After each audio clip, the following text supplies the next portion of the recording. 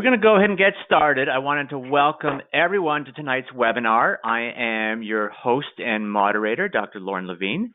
We have close to 200 people that were registered for the webinar. A lot of you are here, or people are just logging in right now as well. I'm only going to speak for a minute or two. I want to make sure that our guest speakers can talk for as long as they would like. First and foremost, I hope that everyone is staying healthy and safe. I commend all of you for being here this evening and continuing your dental education. I know for a lot of practices, you're either back to seeing patients full-time or getting back into seeing patients full-time. There's no doubt that we're certainly headed in the right direction, but the need to continue your education didn't really take a break, and especially when it comes to tonight's topic, which is really exciting on marketing. You've all shown that by being here this evening, you are committed to that process. Before we get to the presentation, I want you to know that the entire webcast will run for right around 90 minutes. You're all in what's called listen-only mode, which means I can't hear you. You can hear us. At any time during the webinar, if you have a question, please just type it into that little GoToWebinar control panel that you see on your screen. Where I don't normally interrupt the speakers until the end of the presentation, and then we're going to try to get to all the questions as best we can. If for some reason that doesn't happen, we don't get to all your questions, then they'll be sent to our speakers and they will respond afterwards with you. By being here this evening, you do get 1.5 hours of continuing education credit. Once the webinar is over, just a little bit different than what I typically have done in the past, you're going to be emailed a course evaluation, a quiz, along with the instructions on how to receive your continuing education. Because this is AGD paced, there's a little short blurb that we have to say at the beginning of all of them, and that's that participants are cautioned about the dangers of incorporating techniques and procedures into their practices if the course has not provided them with adequate clinical experience to allow them to perform it competently. So now that we've got that out of the way, let's go ahead to our About the Presenter screen, because I wanted to make the introductions tonight of two very special presenters. First presenter is Danny Bobrow, who's the president of AIM Dental Marketing. This is actually a thrill for me, not only because I think the content is so important right now in where we're at in the pandemic, but the fact that I get to host a speaker who has been a personal friend of mine for well over 21 years now. Danny, as I said, he's the president of AIM Dental Marketing, which works with dental practices to grow their practice. He's been doing that since 1989.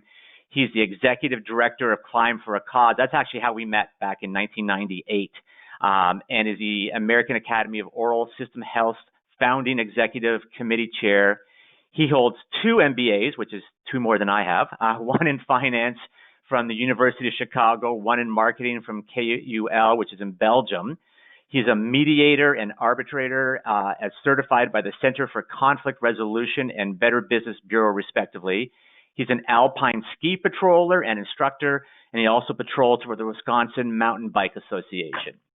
For more importantly, for today, the purposes of today's presentation, he's also the co-inventor, along with Ari Banerjee, of the Dental Marketing Dashboard, which you will hopefully be talking a fair amount about this evening.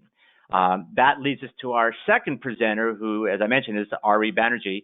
He's a multiple-time Addy and Communication Award winner with 2 decades of leadership experience working on the marketing agency side and in corporate America.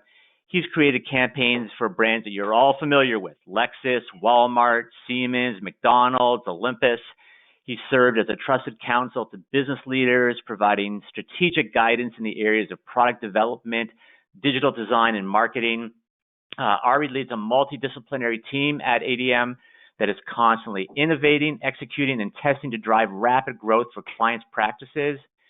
He's also known for his work in the financial industry, where he helped create the most comprehensive annual savings behavior report in the industry. Using his deep experience in user behavior and data-driven marketing, Ari worked with Danny to create the Dental Marketing Dashboard for ADM. And with that, it is my distinct pleasure to welcome to the stage Danny and Ari. So, gentlemen, take it away. Thank you, Lauren. It's a distinct pleasure as well for me to be hosted by you, especially, my friend. I appreciate it. And I want to acknowledge you for your work these past 20 plus years since you decided to get into the business of dentistry, and helping me and your colleagues protect themselves from the other pesky viruses out there these days, which are ever persistent, and that threat probably won't go away anytime soon. And those are the viruses that your dental technology services help to address, as well as other issues. I also too want to thank the audience for taking the time to be with us today. And our commitment is to make sure that you find the time well used, and that you leave here with some very valuable takeaways. And I want to acknowledge Ari as well. Thank you, Ari, for helping both with this presentation and for helping develop the dashboard, about which you all will soon hear and see more. Now, before we get started today, I do want to share the commitment that before we part, that we intend to present to you various ways that you and your colleagues can choose to structure the marketing for your practice, the key marketing performance metrics that the successful dental practice tracks, the challenges you face in achieving and maintaining control of your marketing spend and results, and some simple solutions at your disposal for doing that. Will address certain understandable but frankly misguided mindsets that can kind of impede the process of acquiring and retaining new patients and evaluating them. And then we'll dive into some case studies which will illustrate the benefits and payoffs that are associated with a fully integrated real-time reporting and analysis platform. And then, as Lauren mentioned, we will open it up to your questions, leaving plenty of time for that. If we don't get to any of your questions, as Lauren has already committed, we'll see that they're followed up on and responded to after today's session. Now, it's always nice to kind of get an idea of who's in the audience. That helps us modify or tailor our words to be sure that everybody gets their money's worth, so to speak. And I want to thank those of you who answered the optional questions during the registration process. And what we've learned is that of those who have registered, 54% of you are practice owners. We've also got a small handful of dental consultants in attendance. 11% of you are dental associates, and the remainder, mostly office managers, hygienists, dental assistants, and some other industry participants, rounding us out at 29%.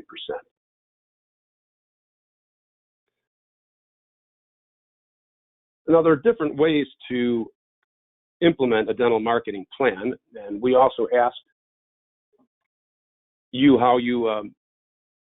what your relationship is with marketing. And 10% of you said that you have an in-house marketing team. My guess is that those are probably the DSOs or the multi-group practices who have the financial and other resources to do that. 47% of you currently work with a marketing agency. 42% have worked with a marketing agency, and we actually threw that in just to see. Sounds like somebody may have logged into the wrong presentation, or they just have an open mind. And whatever you answered, we do want to address how each of these can work for you. Marketing is a highly powerful way to control your destiny, basically, and that's why I'm so excited about it. And these different ways of marketing can basically be broken down into two choices. Either you do it yourself, or you have someone do it for you. And I guess another one would be what might be termed a hybrid approach, whereby you don't attempt to manage it entirely on your own, unless you happen to be a DSO with the financial and human resources to completely perform it in-house. But, even then, you're going to be relying upon outside resources for actual implementation and to acquire the data. Now, if you own only one or a few practices, the hybrid model means someone within the practice remains involved with at least the reporting and interpretation of the data, because they are, or if it's you are and should be an integral part of this decision-making process, a process that ideally is based on complete and reliable data. Now, some of the challenges that you face in creating and maintaining an effective marketing plan include market fragmentation. Now, you may wonder how this occurs, and usually it develops over time and is an organic but a haphazard process. For those few practices who did any marketing up until the early 1990s, they really had few choices in terms of what to implement. And therefore, management was relatively simple. That was the good news. I mean, you could pay for a Yellow Pages ad, you could do some direct mail, and maybe if you were large enough, had enough practices in the area, you could do a billboard, TV or radio, but that was about it. Contrast that with today's channels and tactics that include SEO, paid search, social media, website maintenance, blogging, review generation, online chat, optimized press releases, lead nurture email campaigns, and a lot more. And then consider the fact that each of these requires its own skill set. And it's no wonder that some practices feel overwhelmed and out of control. John Wanamaker, founder of the first American department store, and I think he only lived until the early 1920s, was the first to say, "I know that half of my advertising is wasted. The problem is I don't know which half." Well, when your marketing is unmeasurable, it's also non-actionable. And knowledge is power.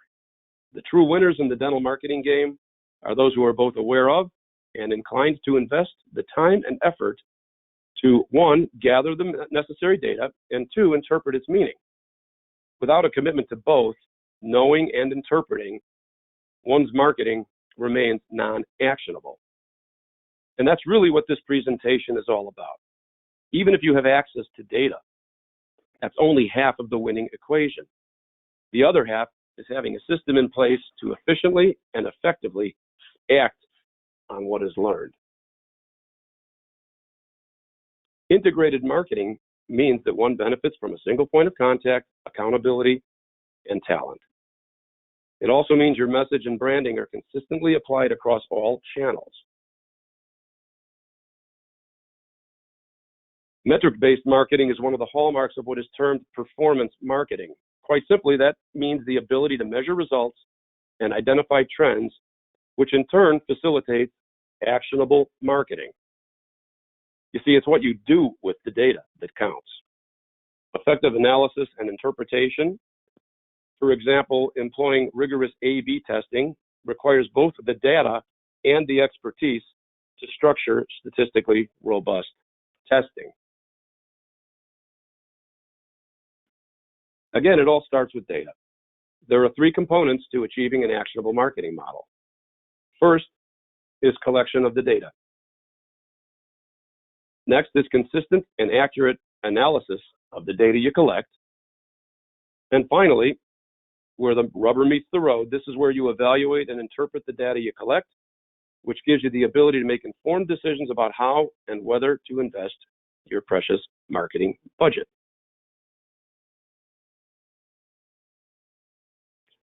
Now, at this point, I'd like to get a sense of how our audience is currently tracking their marketing results.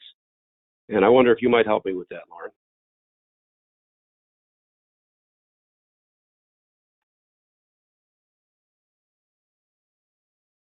So these are your options. And we're talking about how do you actually get at where your patients are coming from. And really the three main options are to look at Google Analytics and cross-reference them against your practice management system and perhaps other data sources. You might ask your patients who to thank for referring them, or you may not track at all.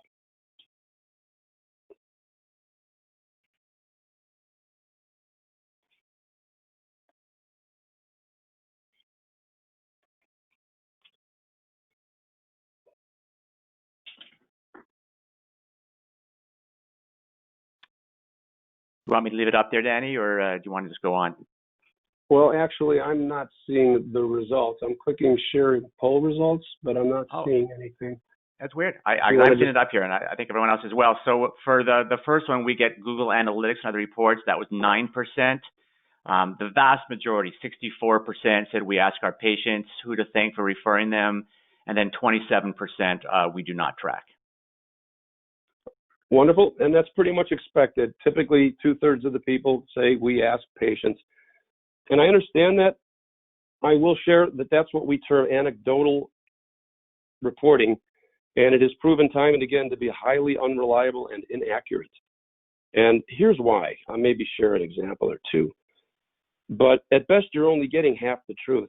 When you ask people who to thank for referring you, they're going to, in almost every case, tell you the last thing they did.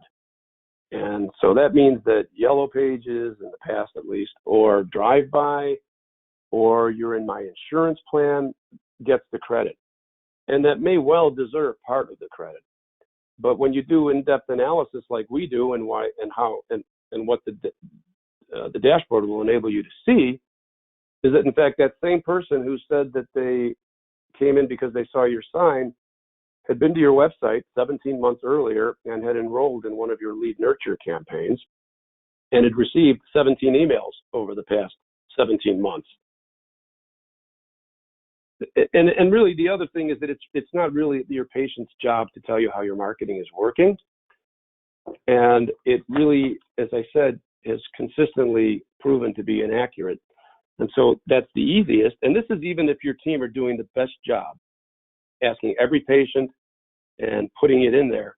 It's not your team that are not doing their job necessarily. It's the fact that your patients don't know what they don't know. They don't remember the various touch points that were responsible for their ultimate decision to all of a sudden recognize you and decide that you're the practice that they're going to. So, and if you're not doing any marketing, any tracking at all, of course, you're flying blind. And if you're relying on Google Analytics and other reports, I don't have to tell you what a highly time-consuming and even frustrating experience that can be, and it can lead you to basically drown in data. So thank you for that, Lauren, and thanks to all who participated. But really, this is why we created the DMD, that's short for the Dental Marketing Dashboard. It was in response to the need for real-time reporting, single point contact, and simple accountability to make informed marketing decisions. The DMD offers the ability to preset and present up to 50 key performance indicators that place you squarely in control of your dental marketing plan. I imagine many of you are familiar or have seen an illustration like this marketing funnel. At its core, the funnel illustrates the various relational stages that one undergoes along the process of becoming a new patient, or really a new owner of anything. Because a chain is only as strong as its weakest link, having data about these various stages is essential to assure that all the links in your so-called marketing chain are strong and in place. Because if any one of them is weak or breaks, the entire chain will break. Now, in terms of what you should measure, we make it possible for you to evaluate various metrics along every point of that marketing funnel, the top, middle, and bottom of the funnel. And consistent with the awareness, interest, desire, and action model, an example of awareness is, well, how are you ranking? Because if somebody's looking for a dentist in your area, they don't yet know who you are. The first step is to get you ranked high in Google's results pages so that now they are aware of you. And then depending on how the ad is structured or the placement is structured, they will choose to then follow through, which is an indication of interest. How many website visits? How much time do they spend on your site? How many pages do they visit? Or what's the bounce rate, which Ari will talk about shortly, and other indications of interest are presented on the dashboard. And then next, illustrations of desire would be phone calls from prospective patients or people who are prospective patients that took the time to complete a form on your website. And then action is really where the proverbial rubber meets the road. And that's how many appointments were scheduled. And Ari will talk more about this later, but this is really telling, one of my favorite pages. It shows the number of new patient opportunities. You compare that with the number of appointments, and then this is your batting average, which would be a 360, which I'll just give you a little spoiler alert. 360 might be great in the major leagues, but in the world of telephone call conversion, it's bush league. the well-trained team member ought to be converting upwards of 80 to 90% of calls from bona fide prospective patients, because these are qualified calls. They're not, and we eliminate the ones that aren't, the telemarketers, the current patients, the insurance calls, and the like. Another nice thing to measure is engagement and satisfaction of new and current patients. And that's why for those health partners who employ an automated review generating system, we do include in their dashboard a reviews report, such as what you see here. And I like to point out in this case how the review section actually demonstrates patients' appreciation for the responsiveness of this particular health partner for seeing to the safety needs in the wake of COVID-19. And with that, I'd like to invite Ari to share some case studies to illustrate the power and value of a truly actionable marketing platform. Take it away, sir. Thank you very much, Danny. And it's a pleasure being here, spending the evening with you, sharing some of the work that we've done. I really appreciate you taking the time to investing your time with us. And before I get into the case studies, I also wanted to thank Dr. Levine for this opportunity for us to share and discuss some of the work that we've done. So what we have here is we've selected 3 case studies, and we've carefully picked these case studies, hoping that these are some things that you will be able to identify with. So the first one here, as Danny was discussing, is about telephone skills. It's such a huge part of marketing, if you think about it, right? So you get somebody from the web, they don't know you, they're a stranger, they come to your website, they become a visitor on your website, and then they think about what you do, what services you offer, they learn about your services, they build some trust. And so when they pick up the phone to make a call, there is already some trust equity built there. So what happens when that call comes in? Now, as you can see in this dashboard here, and the screen size may be really small, but you can see that the numbers 14, 5, and 36 down there. That's what I'm referring to. So those numbers right there, we had 14 calls come through and 5 conversions. So now you can see that conversion go up to 83%, but what it was before was 36. So in the case of this one health partner, we were seeing low conversions, and that resulted in a lower ROI.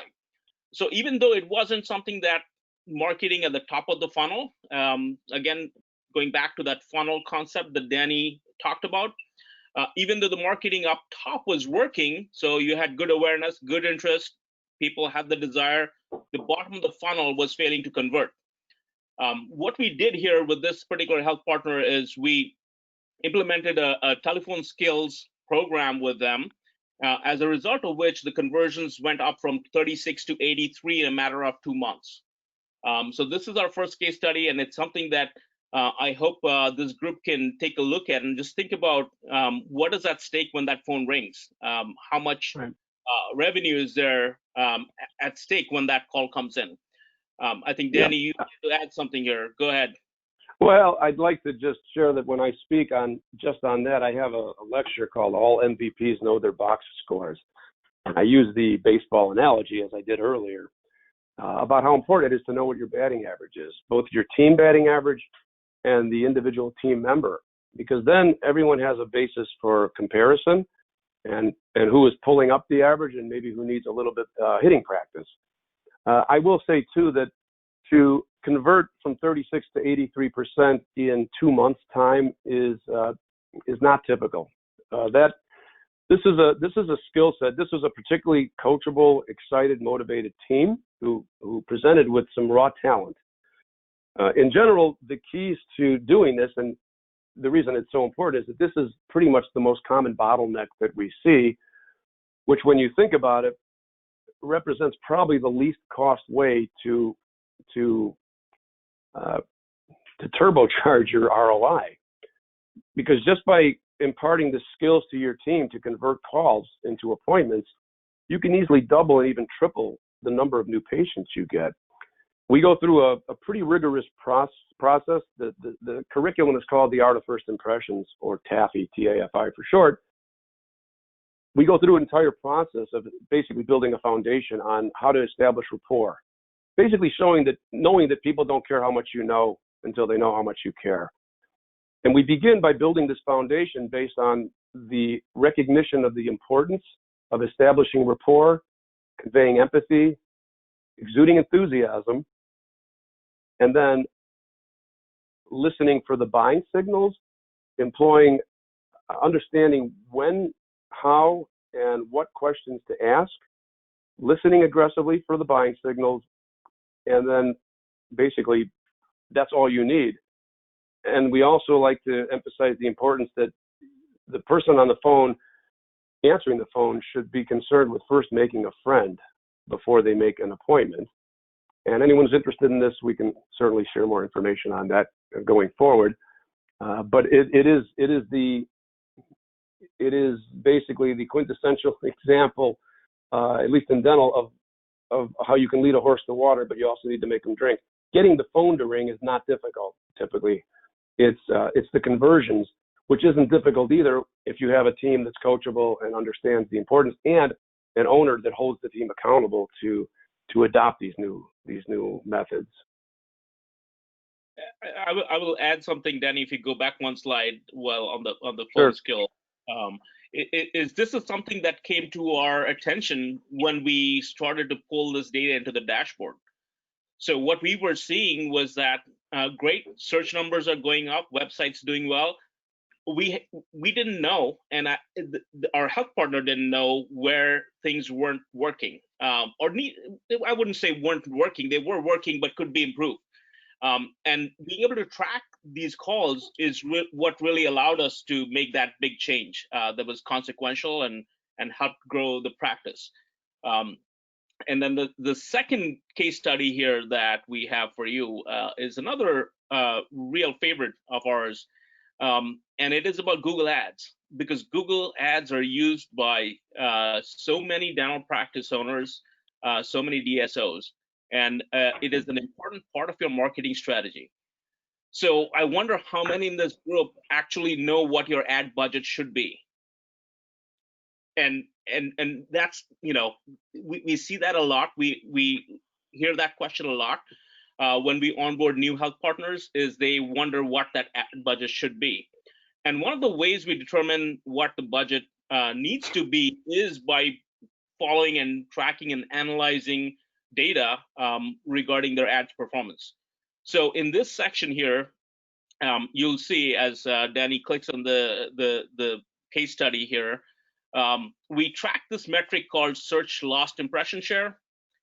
What this means is that Google is giving us some really good numbers. Google tells us because of our budget how much search we are losing or potentially losing. Now, if you see any number that's not 0 in this box, that means your budget is not optimized. That means you're losing people who are motivated and driven and searching for the very services that you're offering, and your ad is not showing up when that happens. So by tracking this measure, we were able to get their search lost impression share down from 42 to 0%. We optimized their budget, and we were able to get a bigger share of the search. But I also want to show you one other thing here, which is also on your screen. If you look at the box right to the right of that search impression, you see a cost per call metric. That is the other thing we track. So your cost per call, we were able to optimize with this higher budget. We were able to drive more clicks and more calls. So we, in turn, were able to drive more bang for the proverbial buck. And you can see that got optimized 55% as we helped optimize the budget for the Google Ads. So that's a cool case study that we saw happening because of the dashboard and because of what we were tracking. And I think that's something that you can all relate to.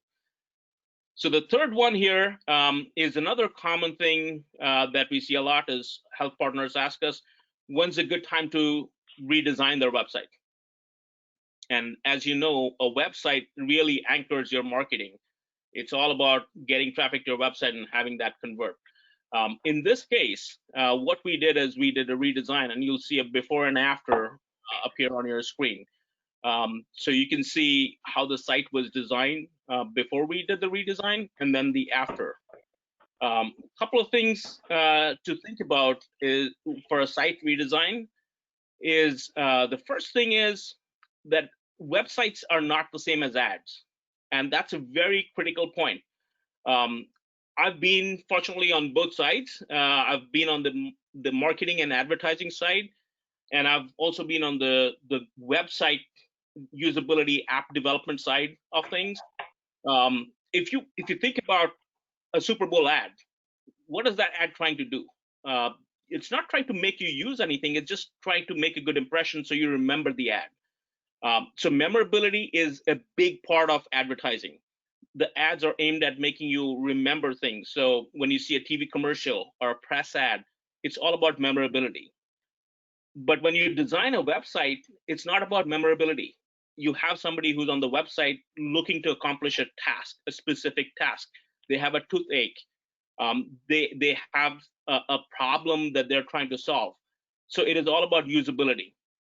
And the reason I bring that up is it's a very critical part of designing a website. A lot of firms or a lot of companies, a lot of health partners will go try to find a graphic designer to do a website.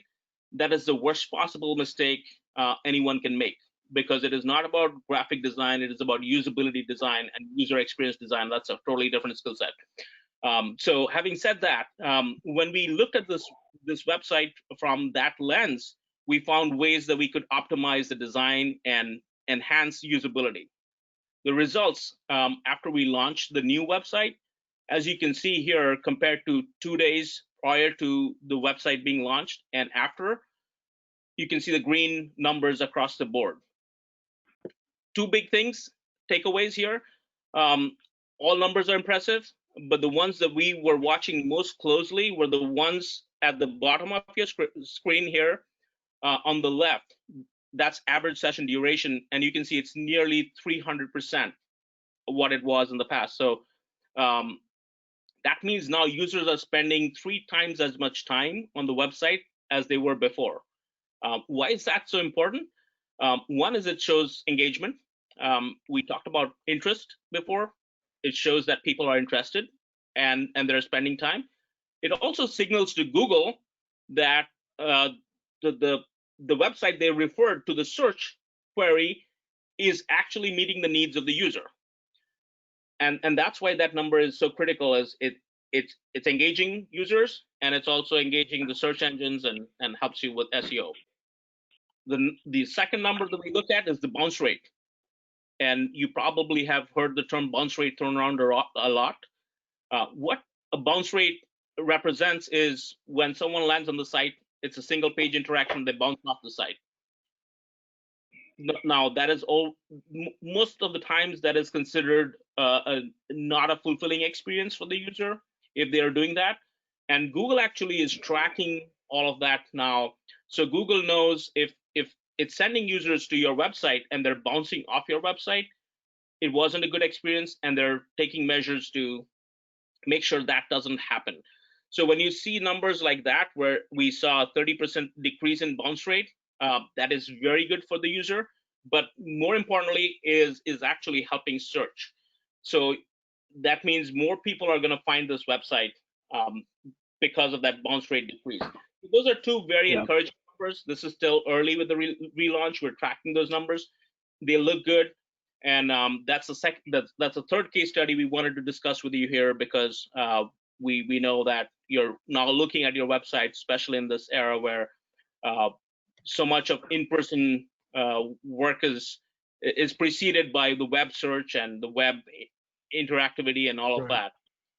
So, and I think it's important too to make the point that your website is really at all times is playing to two distinct audiences. To be sure, one of them are the human eyeballs and fingers that we're trying to engage with. Those are the ones who will be making the ultimate decision. And the user experience is critical there. And what Ari's talking about is not just why it's not best to just have a graphic designer let loose on a website design, but because the user experience means the look and the feel, or the aesthetics and the function. To Google's algorithms' credit, they're becoming more and more smart about measuring what's really important. I mean, if you think about it, if they track how long somebody spends on a site, how many pages they visit, how many people leave after only one landing on one page, that gives them a good indication that this was a good search that they served up, a good result. And so they reward the website by raising it in its rankings. That leads more people to visit the site. This is sort of an example of an upward success spiral. As long as Google continues to see the bounce rate fall or remain low, the time on site remain high, the number of pages visited remain high, they will increase what's called the domain authority. And they'll continue to raise you up the search engine rankings until such time as they see maybe a decrease in that. And that's why some people don't understand why SEO, search engine optimization, needs to be an ongoing process. Well, it's a competitive world, and Google's rules change quite frequently, actually. But I appreciate the detailed description. And these numbers surprised us, frankly. We didn't expect that kind of a turnaround in only 2 days. Well, I want to remind everybody. I'm sorry. Go ahead, Ari. I just wanted to mention the other thing is to dispel maybe a myth that's out there is a lot of people say, well, it's all about search engines, it's all about Google, let's do it to please Google. But if you looked at those results, the way we approached this is we wanted to please people first, and then we knew search engines would follow. And that's the best way to really think about your marketing is if you can please your users, then the search engines will follow. It's not the other way around. And that's right. And that's the point I was making about Google having gotten smart, its algorithm. In the past, there may have been some percentage in trying to, quote, game the system. And what's nice now, more and more, and it's also the same in the social media realm, the best way to succeed is to be the real deal. It's to serve up quality content and a website that pleases people. And as Ari says, the search engine ranking results will follow, which is a great thing to be aware of. So there's no need to worry about, you are playing to two different audiences, but the audience, the algorithm follows the user experience. So, thanks for actually, clarifying that, because I'm not suggesting that you have to do two different things.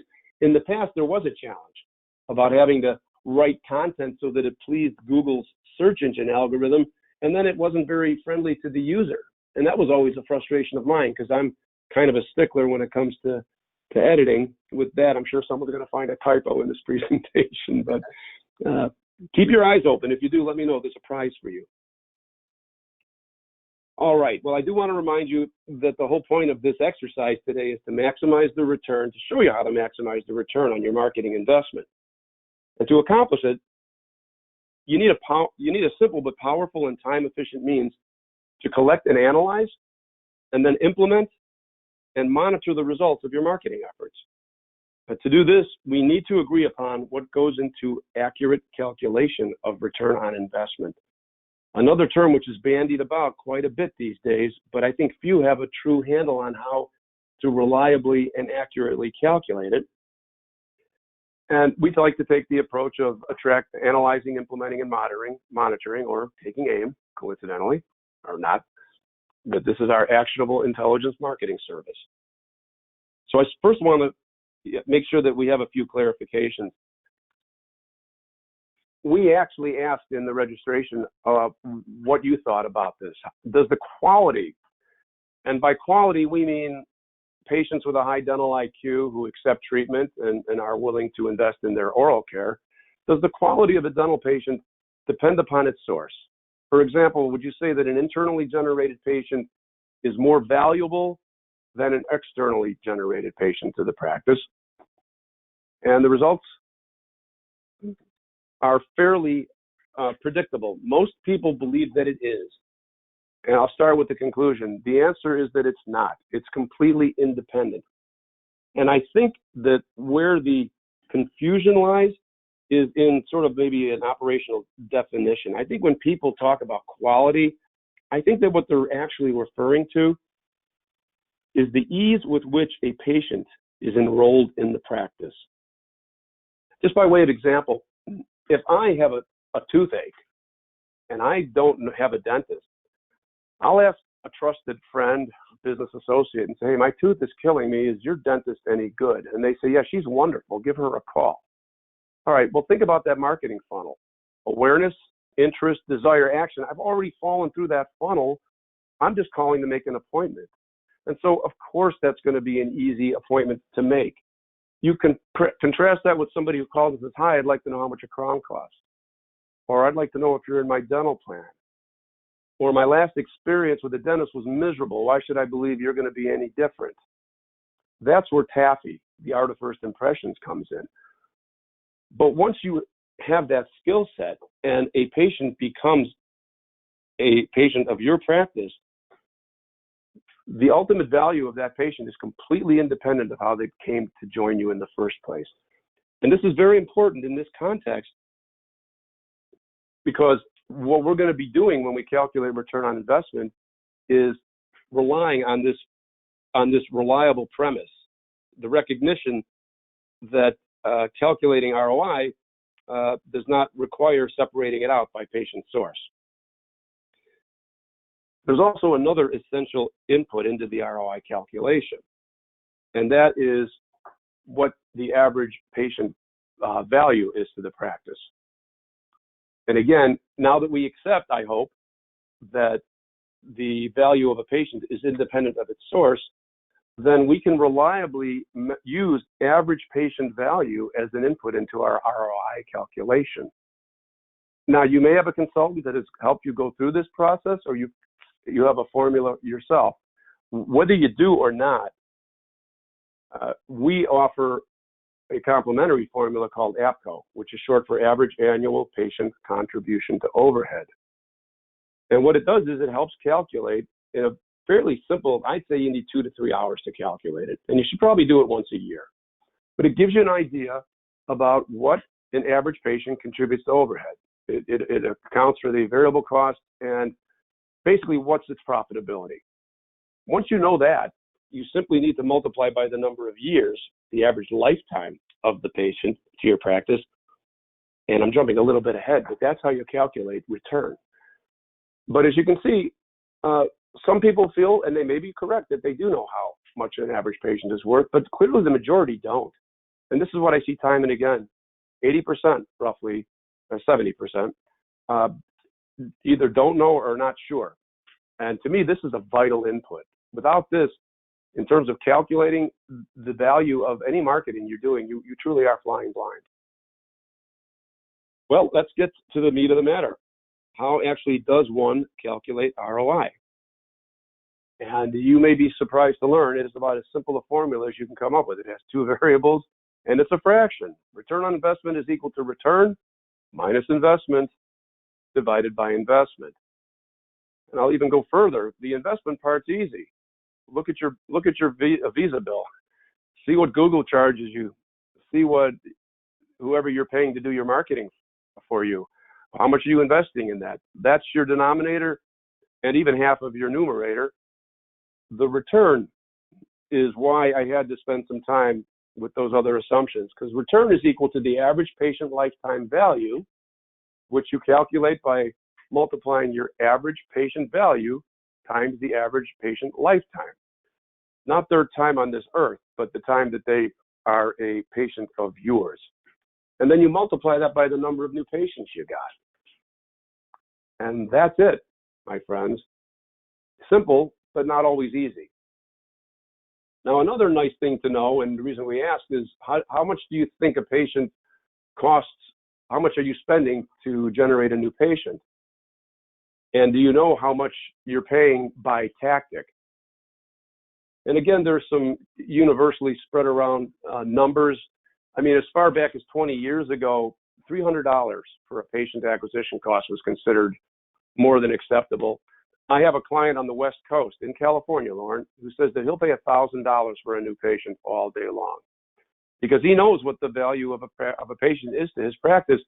And incidentally, if you're interested in knowing the calculations that we do, that we average across our health partners, is that nationwide, the average lifetime value of a patient is $7,500. That's not revenue, that's not production, that's profit.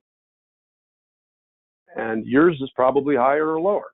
It depends, it's an average, but it's in thousands of dollars, which is why when people bristle at a patient acquisition cost of $300, I know it's because they don't understand just how much a patient is worth.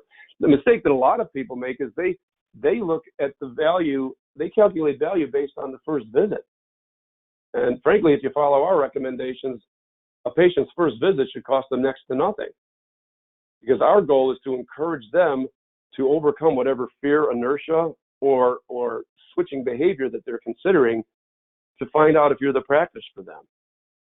And then your goal is to just wow them with your new patient experience. So this is what we saw in the poll. 22% knew their patient acquisition cost, or believed that they knew. 56% didn't, and some knew for some tactics and not others. So again, it's a very nice statistic to be aware of, because it's sort of shorthand for calculating ROI also. You can just state that any tactic that costs me more than X to generate a new patient, I may not consider, or I may consider not doing. And to drive this home, these are actual numbers for a health partner that does direct mail, search engine optimization, paid search, and social media. And you can see that the number of patients, the cost per patient, and the ROI are all across the board. And a lot of dentists would unfortunately decide to keep the ones that have the highest ROI and get rid of the other ones. And I hasten to remind them that this is not a horse race. It's actually a high jump. And any of these athletes or any of these tactics that can clear the bar are ones that you should retain. And that's why it's actually called in finance a hurdle rate. It's your required rate of return. Anything that exceeds your hurdle rate, you should retain. And that's why looking at these numbers, where, even if your required rate of return was 500%, $5 received for every dollar you spend, these are blowing that out of the water. So, in a word, in answer to the question of which of these tactics you should keep, the answer is all of them.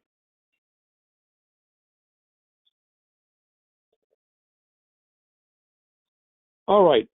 At this point, I'd like Ari to explain another benefit for those in attendance who are managing multiple practices, the DSOs in attendance, or those group practices. Yeah, so this is something that we've been thinking about, Danny and I, as we work on building this dashboard, is keeping in mind DSOs, keeping in mind dental practices that have multiple locations or multiple practices. And the way we built this dashboard is very simple. It's very easy to use, and we can actually roll up or drill down. So we could provide a summary of multiple practices and show what the numbers are for 20 practices put together, or we could show them on an individual basis. So practice 1, practice 2, you could have 40, 400, any number of practices that you would like us to map on the dashboard, and we would be able to plug in and into the different data sources and pull together a view that would let you see your ROI, your patient acquisition cost, and new patients gained across all practices. So it's a very simple way to do it. And it's similar to approaching the telephone skills, the team batting average. If you're managing a DSO, I would think that you'd want to know in general how well your marketing is performing, and then also be able to drill down to the practice level to see, well, who's pulling up the average and who is maybe pulling it down and needs a little bit more of more attention.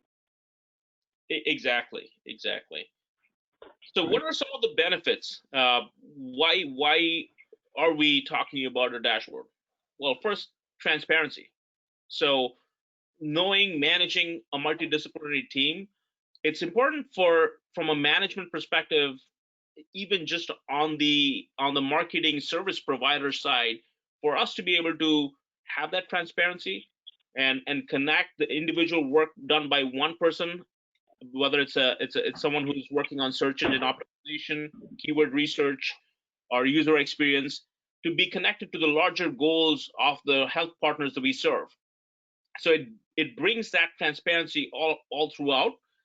As we've shown you through some of the examples, it's putting everyone on the same team. So whether it's the person answering the call or the person building graphics, you bring them on the same team. Reliability. I mean, essentially, the numbers don't lie.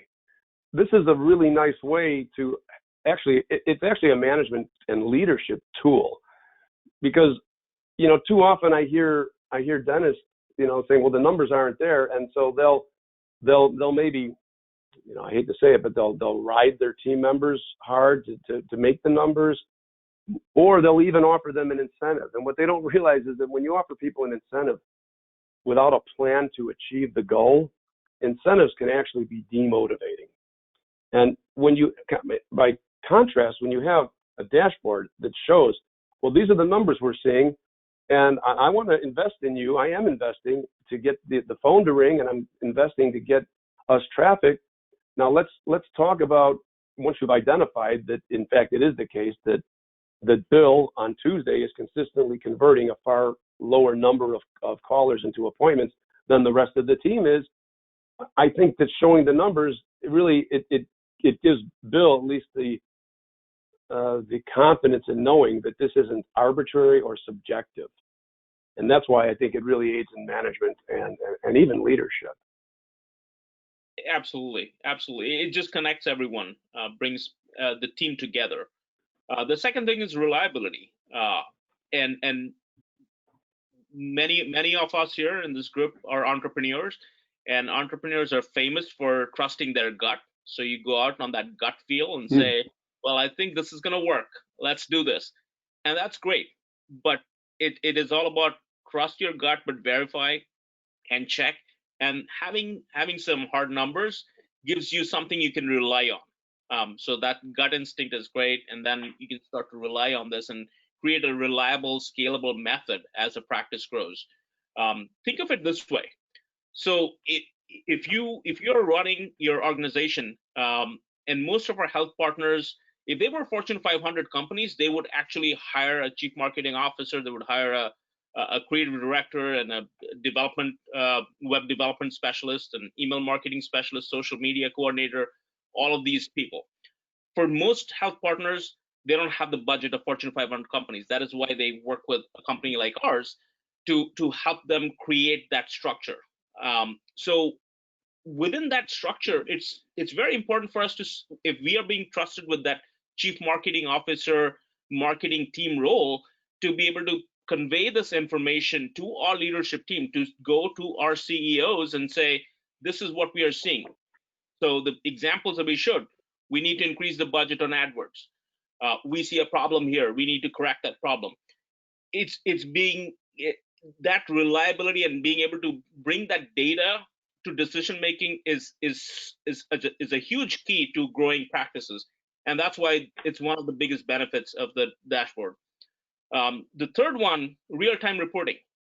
Now, we typically set up the dashboard to report on a monthly basis, because otherwise it becomes a little bit like following the stock ticker on a day-to-day basis. What happens? But, whiplash, right? But even, I mean, I've caught myself, like, now it's 18 days into the month of June, jumping ahead to see how is June working out, in contrast to May. These times where regulations are changing on a state-by-state basis, and we have different regs coming down, to see what's going on. How is the public responding to all of this? What does web traffic look like? What's going on with the phone calls coming in? So it serves as a good real-time reporting tool where you can just jump in and see, just get a pulse check every once in a while. And the other, I think, important distinction is that this is not backward looking.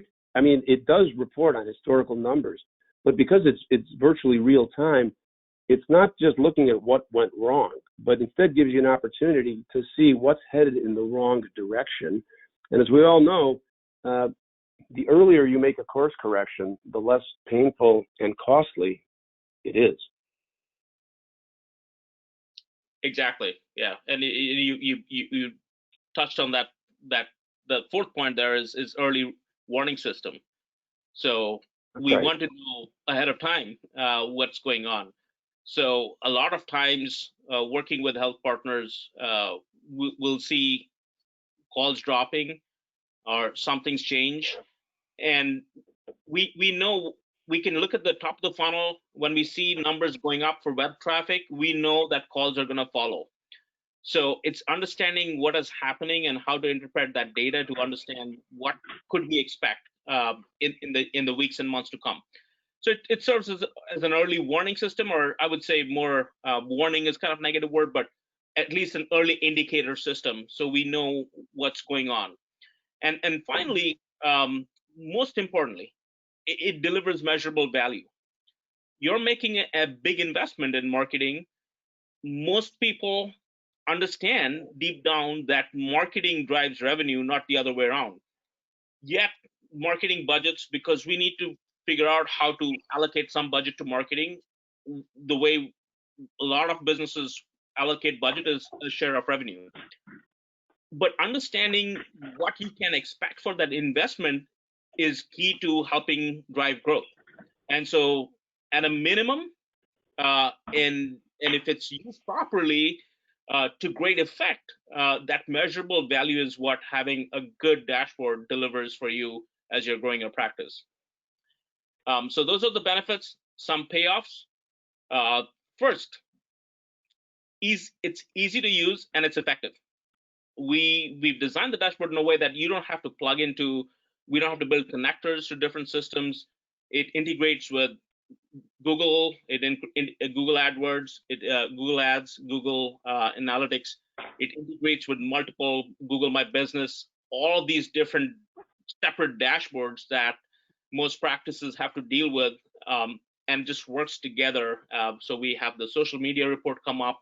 We have the review generation show up on the dashboard. So it's very easy and it's effective, and something that can be followed without really changing how you are running your business or running your practice today.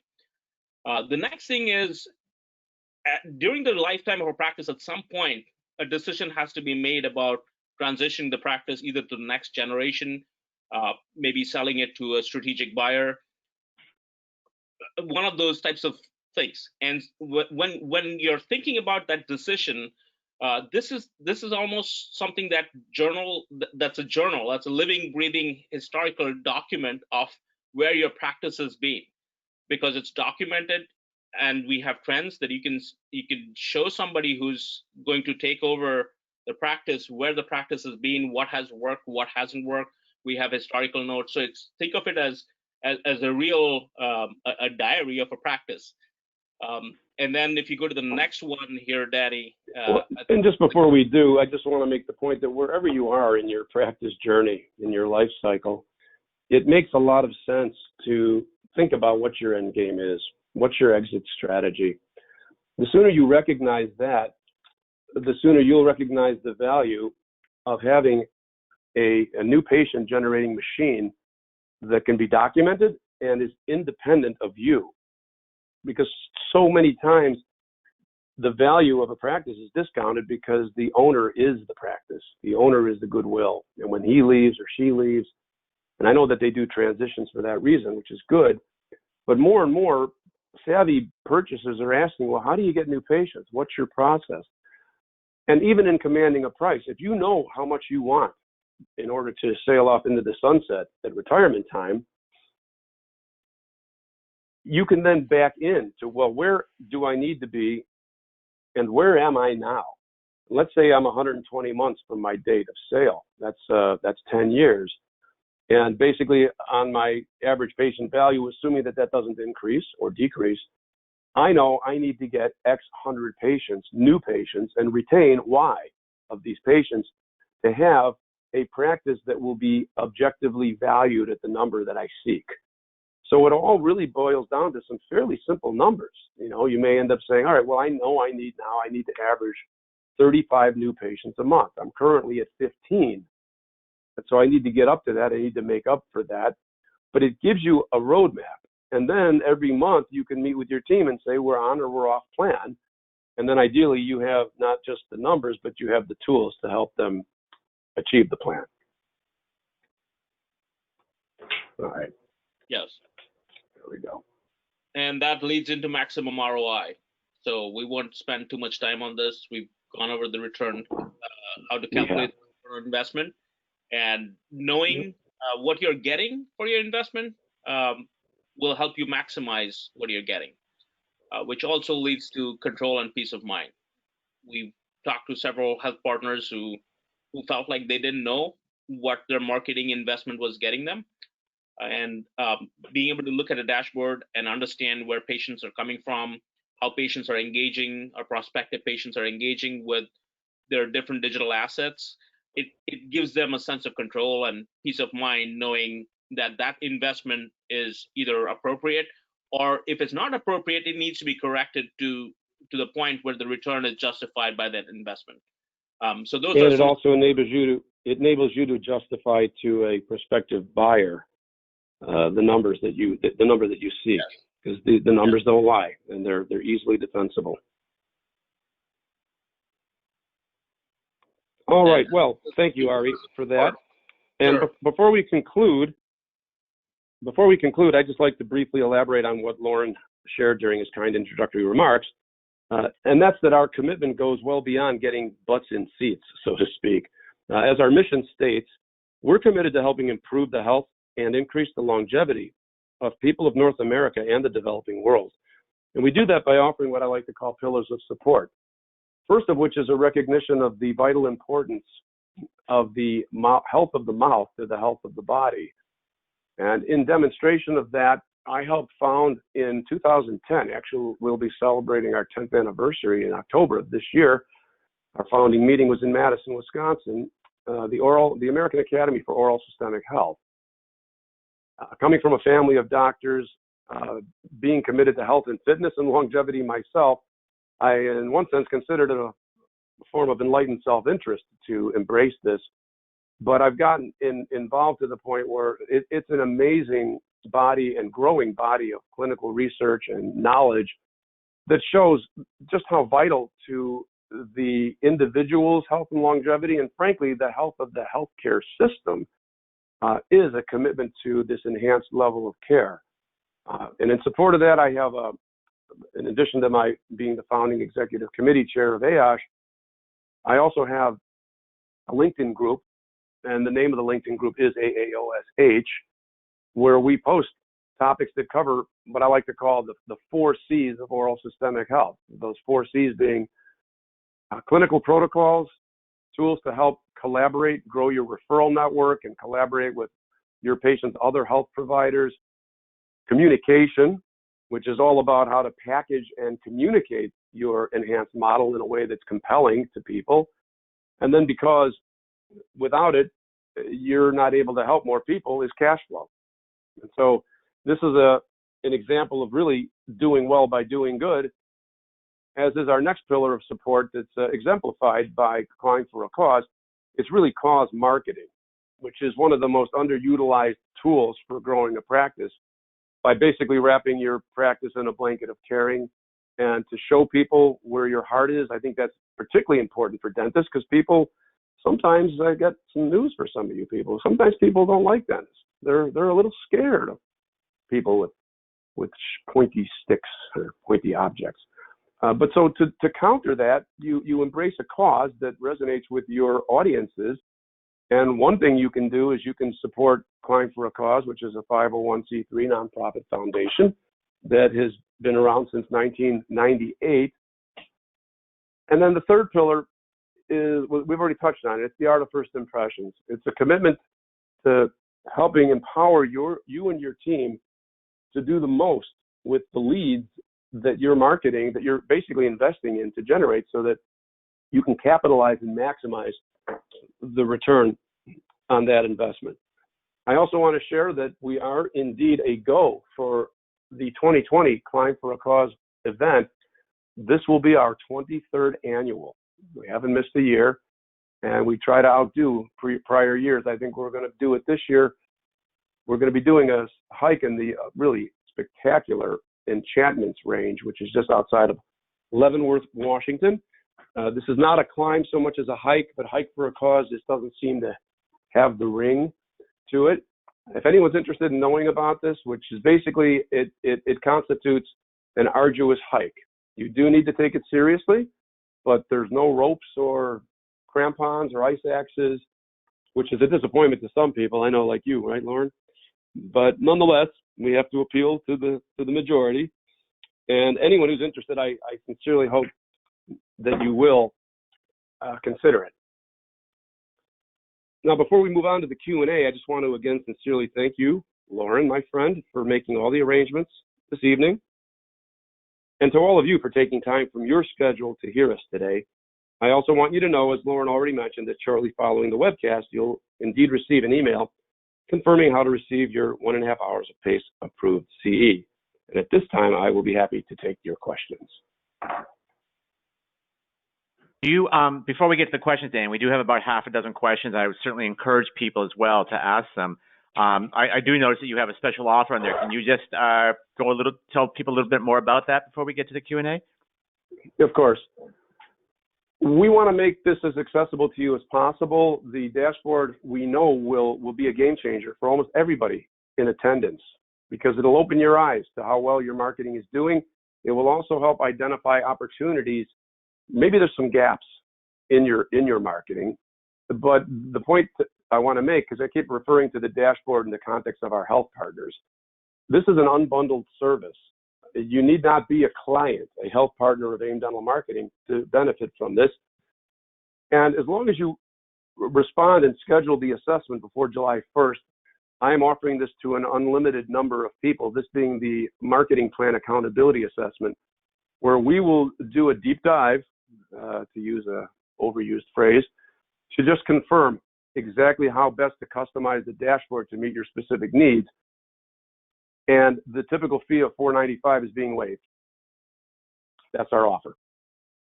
Fantastic. And where would they go to sign up for the assessment? What's the URL? Right. Well, yeah, I actually should have put that. It'll be in the email follow-up, but if anybody is chomping at the bit, perfect, they can send me an email. The shortest one is just dbobrow, DBOBROW, @gmail.com, or they can call 800-723-6523. Great. Okay. So we do have a few questions here. So you guys are obviously not the only dashboard out there. How do you feel that your dashboard is different from some of the other ones out in the marketplace? Well, I'll start, and I think Ari will go into some of the details on that. But, you know, there are dashboards out there. I mean, every practice management system has a dashboard, okay? But ours is primarily focused on marketing metrics, and it can be customized. But basically, it's a dashboard that pulls from other dashboards. And I know that Ari wants to explain a little bit more in detail. Yeah. So when developing this dashboard, the thing that we wanted to be focused on and be careful about is that there are so many dashboards. Just if you think about marketing, practice management, they're all dashboards. So we wanted to create this one source. It's what we think of as this is your single source of truth.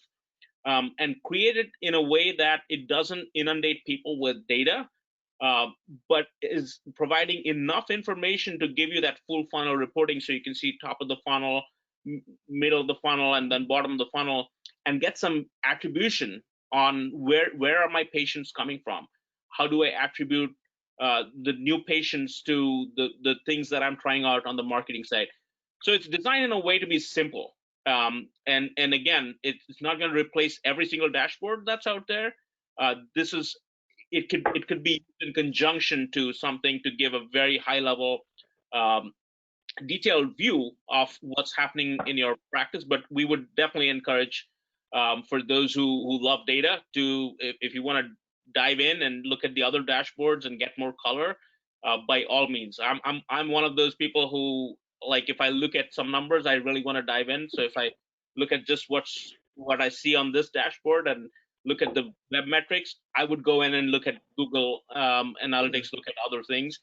So it's not meant to be a replacement for every single dashboard, but for this is something that will get everyone who needs that level of data to make some good informed decisions. This is something that'll work for them. It's simple and easy to use, and it just has all the essential data points in it. Yeah, I guess Okay. how I would sort of put a bow on that, and then we can go on to the next question, because I think it's important. I've been at this for 31 years, working with dentists, and I've been around dentists for 62 years because my father and cousins were dentists. My brother continues to practice dentistry. And at the risk of sounding immodest, I understand sort of where the typical dentist is at. And I think I also have an appreciation for the reporting sweet spot. And that's really what went into developing this dashboard, which was an appreciation that dentists are dentists. Some of them, there's a certain range of interest and desire to drill down, and I've got quite a range of health partners.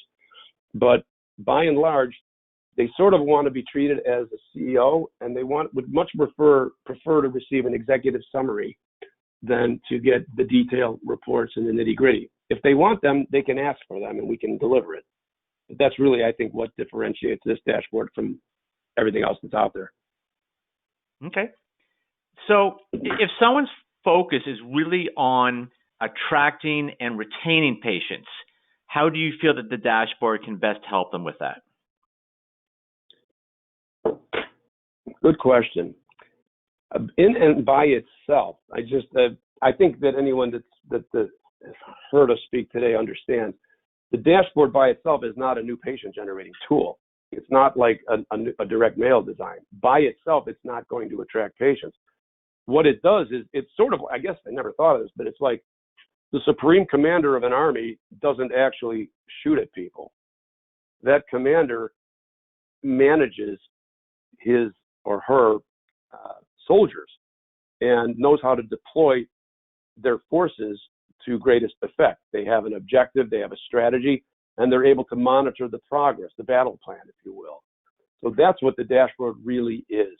But it's highly valuable because at the end of the day, because of its early warning system, or I forgot what Ari wanted me to say instead, early accountability, that it gives you insight so that you can make smart decisions about how and where and whether to best invest your precious marketing budget. Okay. Now I know, Danny, you don't like to toot your own horn, but you have focused a lot on the dashboard, obviously, for this evening's presentation. But if someone's actually looking at marketing agencies, how is AIM Dental Marketing compared to some of the other agencies out there in your experience? Well, it's a fair question, and I appreciate whoever asked that. When we started in 1989, I think we were one of 3 firms that marketed for dentists. And now, and of course, there's no credentialing required to call yourself a marketing agency. There are literally hundreds in this space. Many of them are from outside venture capital and private equity-backed firms. And so I'll just speak in general terms, but part of my commitment is to really try to protect some dentists from companies that don't really have your best interests at heart. Many of these are, as I said, they have an investment return horizon. They're spending far more money on marketing and selling than they are on delivering quality, because the idea is they want to build their client base to a point where they can package it and sell it to the next buyer. Clearly, I would hope that the fact that we've been around for 31 years would in part suggest that has not been our approach. And I think another distinguishing characteristic, which just narrows the circle, or narrows the field further, is that we are a dental marketing agency. Dentists are all we work with. I mean, there have been situations where a health partner has referred their vein and laser clinic cousin to us, and we have agreed to work with them. But by and large, the overwhelming majority of our health partners are dentists. Our motto is to underpromise and overdeliver. I'd much rather give somebody realistic expectations that help me sleep at night, and know that because of the work that we've done, that we will deliver value, as long as people don't expect a get-rich-quick strategy. Things don't happen overnight, as Ari mentioned. And speaking of Ari, I think another way that we differentiate ourselves is the fact that we've been very fortunate to have partnered with Ari, who, based, on the basis of the introduction that you shared, comes with a wealth of information. And so as good as we were entering into 2020, we have such a wealth of experience and talent now that we're going to be able to do more good for more dentists than ever before. So that's basically it. Our last motto is that we'd rather do it quick than do it right. So we have a protocol, and most people, and we're very responsive. I guess that's the last thing. Once you are working with us, we have a very enviable turnaround time on service requests. You poll our health partners, I don't think any of them would have anything other than glowing comments about our responsiveness. Okay. Yeah. Thank you. Go ahead, Harry. Sorry, no, I was just gonna add that I think a few things that we do is just we think of it as like, if you think of any professional sports, for example, right? There is a lot of practice that goes into the sport. There's a commitment, and we have on our team people who bring years of experience, formal education to the user experience process, for example, and we have people who bring years of experience to how to put together a website, the technical capabilities. So when we build a website, we test across 40 plus different browser and device combinations. And it might seem like building a website or creating something, it's been commoditized, but what differentiates great work from just okay work is that commitment, is that that practice on a daily basis. And so we try to do that, and within our team there's a commitment. One of the things that Danny didn't mention but is probably worth noting is that we have a commitment where all the associates, people on the team, are required to spend 10% on continuing education, on constantly updating themselves on what's going on with Google, what's happening in the craft that they're doing. So I know that, and I commend all the attendees joining us here on investing this time on continuing education. I just want to say that is mirrored in our culture as well, that we require everyone on the team to spend that time, and most people end up spending way more than 10% on just improving the craft. So that's Thank you for adding that, Ari. Yeah. I appreciate it. Okay. Good to know. So, Danny, you use a term that because we did get a question about this, about reasonable expectations. And if someone is an ADM health partner, what type of results should they expect? I mean, obviously, I know you're not going to guarantee anything, but is there a range that when you're working with a new client, you say, hey, this is the types of things that our clients are normally seeing when they, follow what we advise? You want to take that one, Ari? Sure. So what we have seen across building multiple dashboards, multiple reports for our clients is the average expectation should be right around $30 for every dollar invested. Now, when I say expectation, we have clients that we just hit a record for one of the clients. 9,000. Yep. Yes. So getting the return of $90 for every dollar invested. But also starting out, it could be lower. Our goal is to create that more of that mindset of if you're going for an Olympic gold, for example, SEO, it's understanding what keyword am I going to rank for. Most of our health partners, no matter how hard they try, are never going to rank number one for Dental USA or something like that. Best dentist in the world. That's not going to happen. But it's thinking about that discipline of what am I putting in? So if someone is going for Olympic gold, if that's number one, you may not land there, but if you put the practice and if you do the right things, you're going to start to rank at the state level and the national level and local level. So one of the things that is important is to think about it from that perspective is the work that we do and what we capture in that dashboard, all the effort, it is cumulative. So you could be spending the same amount of marketing budget year over year, but in year 5, if you're generating good content, if your website is performing, all the work that you've done in years 1, 2, 3, and 4 are still drawing traffic, still converting, still bringing you more revenue.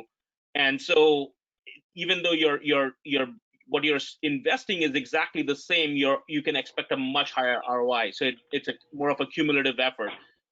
And so just to start out, I would say, expect like about 30 times the investment. And then as we move forward, that could definitely improve from there. Yeah, and let me just 30 to 1 is let me top fantastic. that. It's pretty good. Yeah, no, we're proud of that for sure. But we're so confident, especially now because of what I've seen with Ari and his team. You said that there's no guarantee. Actually, there is a guarantee, and it's not one of these guarantees that used to drive me crazy when people would qualify it by saying, well, we're going to guarantee X leads, and then their definition of a lead is anybody that uses a phone number that they planted on your website and took credit for all of it. That's not, and if they don't meet the guarantee, then they say, well, we'll work for you until we do meet the guarantee, which always made me laugh, because if you couldn't do it for me in a year, why would I waste another year waiting for you? Especially when you're not being paid. I mean, how motivated are you?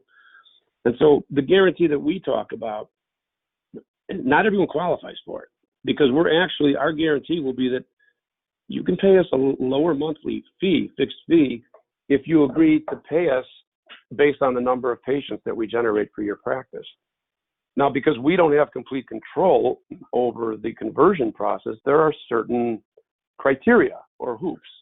Like your team has to demonstrate an ability to convert at least 80% of calls into appointments, because otherwise it's not our fault that we led the horse to water, and if you couldn't make them drink, then really we didn't have control over that.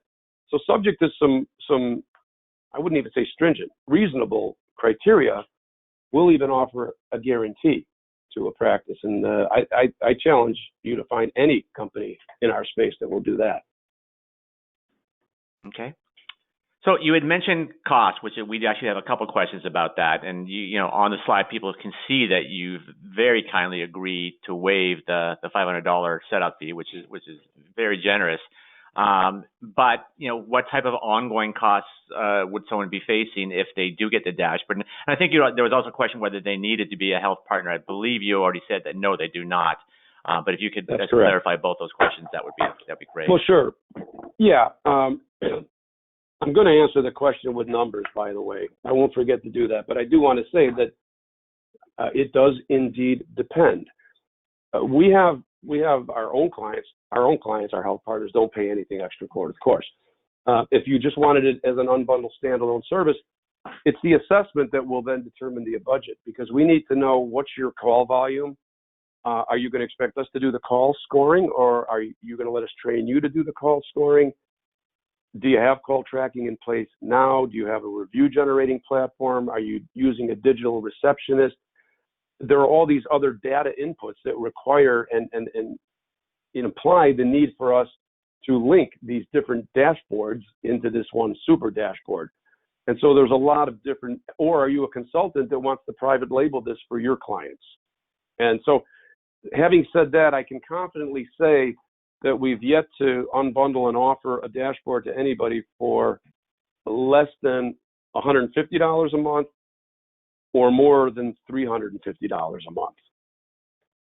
And of course, in the process of our working with you on that, if you decide that maybe you'd like to try us out as your to be one of our health partners, then the dashboard doesn't cost you anything.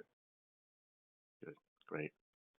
We're out of questions. We're almost out of time too. So this would be a great time for you guys to wrap up. And anything you'd like to say before we call it a night? Ari? I just want to thank everyone on the call. It's been a real pleasure just having this discussion. I do hope to spend more time as we get your emails and take the time to go through the assessment. Would love to just answer any questions that come up, any follow-up items that you think of.